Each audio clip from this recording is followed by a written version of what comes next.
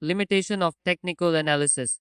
The efficient market hypothesis (AZMH) shows why historical price and volume data should not contain any actionable information.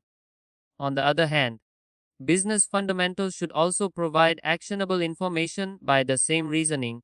There are two forms of EMH, the weak form and the semi-strong form. Moreover, history does not repeat itself exactly, so price pattern analysis is of dubious importance and can be ignored.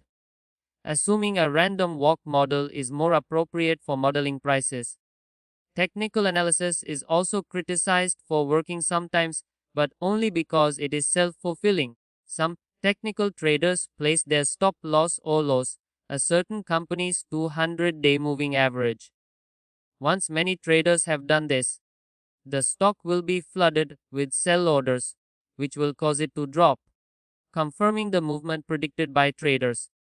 Other traders will also see the price decrease and sell their positions, further reinforcing the trend.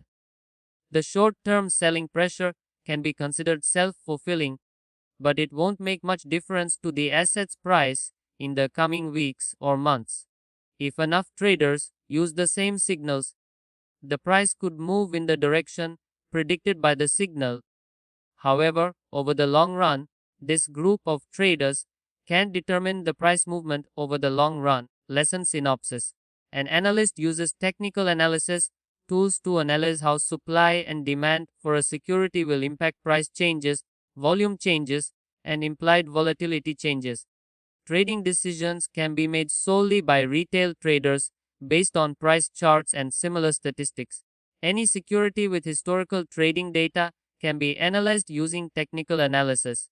A trader's choice of technical indicators and the time frame and they consider are the two primary variables for technical analysis. If enough traders use the same signals, the price could move in the direction predicted by the signal.